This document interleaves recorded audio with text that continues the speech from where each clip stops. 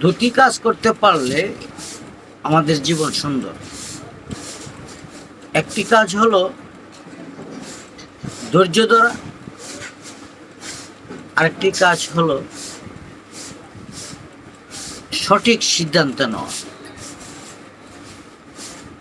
দুটি কাজের ভিতরে অনেকগুলো কাজ ঢুকে গেছে।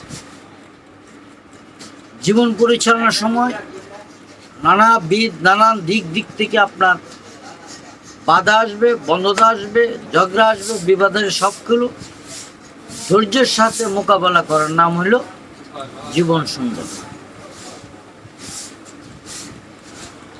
আর সঠিক সিদ্ধান্ত, যখন জীবন পরিচালনার ব্যাপারে আপনারা জীবন সঙ্গী থেকে নিয়ে জীবন চলার সব কিছু সময় নিয়ে ধৈর্য নিয়ে যখন সিদ্ধান্ত নেবেন, এই সিদ্ধান্ত সঠিক হবে। আপনার জীবন সঙ্গী যদি আপনার দ্রুত সিদ্ধান্ত নিয়ে যান, তাহলে ওই জীবন সঙ্গী অনেক সময় দেখা গেল বিপরীত হয়ে যেতে পারে। এদেশের মানুষ উপর লেভেলটা দেখে সবকিছু বিচার করা যায় না। আপনার তাকে উপর লেভেল দেখলেন, কথাবার্তা শুনলেন, এতে আপনি সঙ্গী বানাইতে পারবেন না।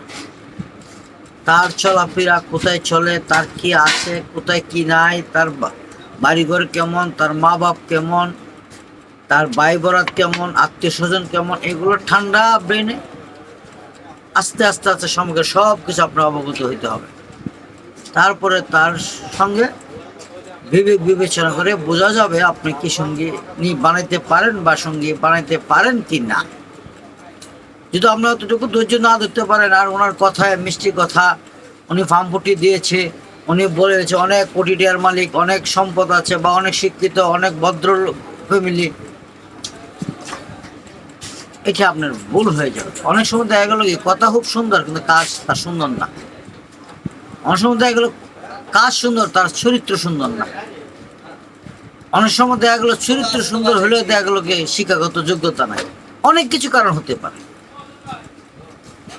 তাই আপনার প্রত্যেকটা ব্যক্তিই চিন্তাধারা করে কাজ করতে হবে। চিন্তাধারা করে যদি আপনি ধৈর্য না ধরতে পারেন আর সঠিক সিদ্ধান্ত নিতে না পারেন, তো এই জীবন পরিচালনা সারা জীবন আপনার কান্না করে যেতে হবে। না পারবেন কাউকে বলতে, না পারবেন কাউকে সইতে। অনেক সময় দেখা গেল সঙ্গী নিয়েও বাতিল হয়ে যায়। এগুলো আবদ্ধ। এই জন্যই আমার নবী পাক সাল্লাল্লাহু আলাইহি ওয়াসাল্লাম সবসময় বলতেন, ধৈর্যকারীর সাথে আমার আল্লাহ আছে। আল্লাহ তো সবার সাথে আছে আমরা বলি, কিন্তু না, আপনি যে কাজে সমর্থন দিয়ে ধৈর্য ধরে যে চিন্তা করেন, তাহলে আল্লাহ পাক রব্বুল আলামিনের রহমতটা আপনার ভিতরে চলে আসে।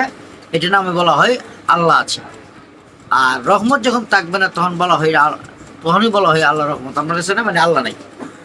আসলেই আল্লাহ পাক রব্বুল আলামিনের রহমত যেখানে ঢুকেছে এটি আল্লাহ আছে, যেখানে আল্লাহর রহমত নাই সেখানে আল্লাহ নাই। এটি স্পষ্ট ভাষা। আপনারা প্রত্যেকটা ব্যক্তি ধৈর্য ধরবেন। ধৈর্য মারাত্মক একটা জিনিস। আর যারা ব্যবসা বাণিজ্য করেন তারা তো প্রচুর ধৈর্য দিতে হবে। তারা যদি অধৈর্য হয়ে যায় তাহলে কখনোই ব্যবসা টিকে রাখতে পারবে না। ধৈর্য মানুষকে অনেক কিছু করে। ধৈর্য মানুষকে উপরে উঠায়। ধৈর্য কখনোই আপনাকে নিচে নামাবে না।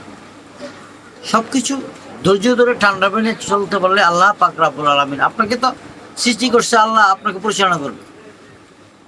হয়তো আমাদের পৃথিবীর সিস্টেমটাই তো আল্লাহ রাব্বুল আলামিন কীভাবে সৃষ্টি করছে, সেই জন্যই আমরা চিন্তা করলে আমরা সব কিছু পেয়ে যাই। আল্লাহ পৃথিবী সৃষ্টি করছে কীভাবে, নদ নদী কীভাবে সৃষ্টি করছে, সাগর কীভাবে সৃষ্টি করছে, পাহাড় কীভাবে সৃষ্টি করছে, মানুষ কীভাবে সৃষ্টি করছে, আল্লাহ সময় নিয়ে ধৈর্য ধরে সিস্টেমে একে একে করে সৃষ্টি করছে। মানুষ আদমকে বানাইছে, প্রথম তাকে মূর্তি বানায় অনেক বছরকে বছর ফালায় রাখছে। কেন? অর্থ হলো আমাদেরকে বোঝাচ্ছে ধৈর্য করে আস্তে আস্তে কাজ কর। তোমার হায়াত যতদিন আছে ততদিন হবে, হায়াত নাই চলে আসতে হবে। এটা আল্লাহর সিস্টেম। আমার দেখেন আল্লাহ তো আপনাকে সিস্টেম ছাড়াই আপনাকে নিয়ে যেতে পারতো। সিস্টেম করছে কি, পাতলা পায়খানা হয়, জ্বর হয়, হার্ট অ্যাটাক হয়, হ্যাঁ, ব্রেন অ্যাটাক হয়, ভয় পাই, অ্যাক্সিডেন্ট হয়। এতগুলি বাহানা দিয়ে আপনাকে নিয়ে যায় দুনিয়া থেকে। কেন? সময় চলে আসে, আপনার গুম গেছেন, চলে যেতে পারেন। না, আল্লাহ প্রত্যেকটা জিনিসের সিস্টেমে নিয়েছে। আপনার দুনিয়াতে আসছেন, অটোমেটিকই তো আপনার মার পেড়ে আপনাকে ঢুকাই দিতে পারতো না। এখানে কি কতগুলো সিস্টেম করেছে, বিবাহ আবদ্ধ করেছে, হালাল কথা বলছে, স্বামী স্ত্রীর মহব্বত দিয়েছে, এখানে জনমিলন দিয়েছে। তারপরে এটা একে না দুম করে গেলেই হয় না, আস্তে আস্তে সিস্টেমই আপনার মার করবে। আপনি যাবেন সিস্টেম সারাল্লাহ কিছু করে নাই। আমি আশা করি আপনারা দুইটা জিনিস ধরে রাখবেন, সঠিক সিদ্ধান্ত, ধৈর্য। ভালো থাকবেন।